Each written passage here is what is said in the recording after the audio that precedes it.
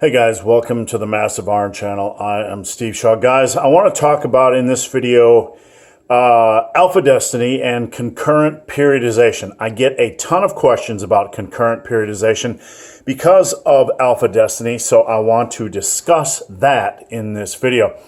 Before I do so, guys, if you have a question for me, check out the link below. Come on over, submit your questions. The best questions I turn into videos just like this. So I probably get 2 questions about concurrent periodization a week. And let me get this straight before I dive into this topic. I'm a big fan of Alpha Destiny's channel. We see things a lot in many of the same ways. There are very few channels I respect on YouTube Fitness. His is one of them, and this is not a criticism of concurrent periodization. But I want to add to the discussion, so let me begin. Alpha Destiny brings up in his video, in one of his videos that I watched recently, that he's not a fan of linear periodization. Neither am I. I'm not a fan of linear periodization or specifically minimalist workouts. They can work, yes. They can be effective, yes. There is no doubt. If someone's going to use them, I believe they're most effective as a beginner. But after that point, I believe you should probably move on maybe after 8 to 10 months, 6, 8, 10 months to something a little bit different. Alpha Destiny agrees. And he advises, he talks about how he was trying to run linear periodization. He ran into a lot of extended plateaus. He became very injury prone, etc., etc. This is the main reason that I do not like minimalistic workouts, linear periodization myself, because you are going to plateau quickly because the focus becomes on pushing weight every week instead of listening to your body, instead of using more of an auto-regulated focus where you're adding weight when your body wants to add weight, etc. So I'm not a big fan, neither is he. Now, he recommends moving to concurrent periodization. I think that can be a good thing. People ask me, do I know anything about it? Absolutely. Back in the day, we called it non-linear periodization, alternating between heavy work and rep work. So I've wrote many workouts over the years using this same style. I believe it's a great method of training, but I want to add something to the table for the trainee who is after top and raw inhuman strength. Concurrent periodization is not the be-all, end-all. If you're going to move from linear periodization to concurrent periodization, good. That's great. It'll help you achieve more gains. It'll help you achieve more strength gains, more muscle gains. Your power build, you'll build muscle and strength just like the big hairy ugly dude, just like Alpha Destiny. But what you must understand is that it is not the be-all, end-all. And here is why, especially if you're after big, brutal levels of strength. Each big lift, squats, bench, and deadlift, will respond differently to volume, intensity, and frequency. Those are like the 3 ends of the triangle: volume, intensity, and frequency. And you have to kind of balance each one to find the sweet spot.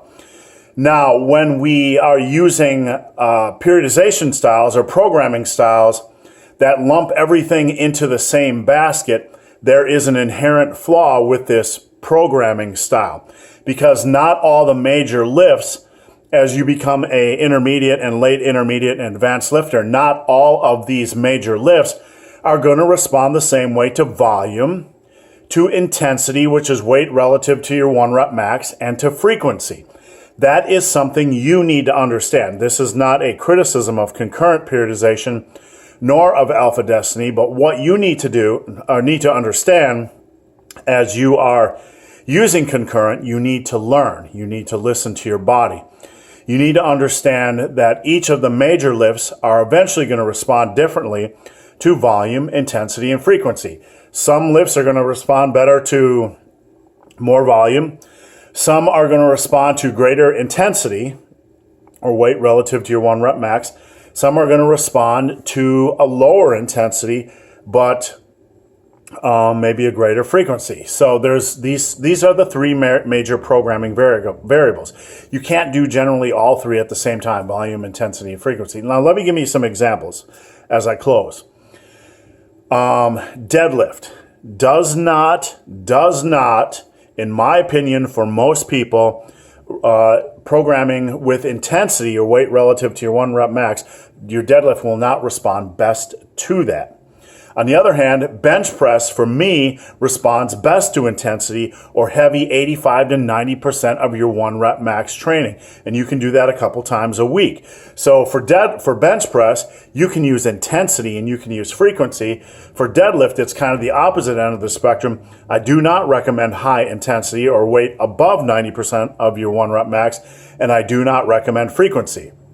So that's something you need to understand.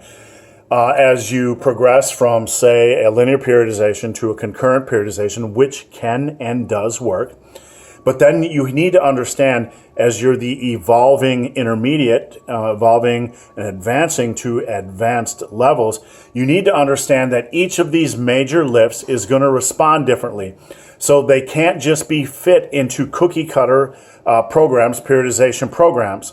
You have to understand that. Not everything can be percentage driven. Not everything's as simple as going low reps, high reps. Deadlifts, for example, I don't particularly like to pull off the floor. I never pull above 90% of my 1 rep max. Bench press, I like to train heavy, and then do a lot of volume. So each lift is a little bit different. So run through the gauntlet. Do your linear periodization as a beginner.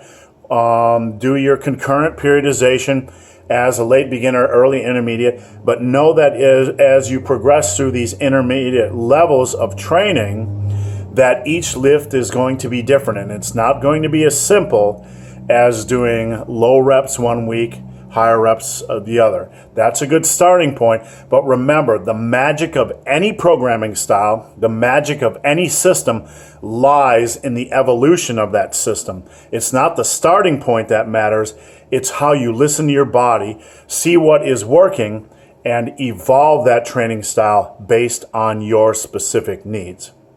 So guys, hope this video has been of some help. If you have any questions or comments, check out the link below. If you've made it this far in this video and have yet to subscribe to my channel, please do. I'd appreciate the support. So guys, as always, thanks for watching. Have a great day.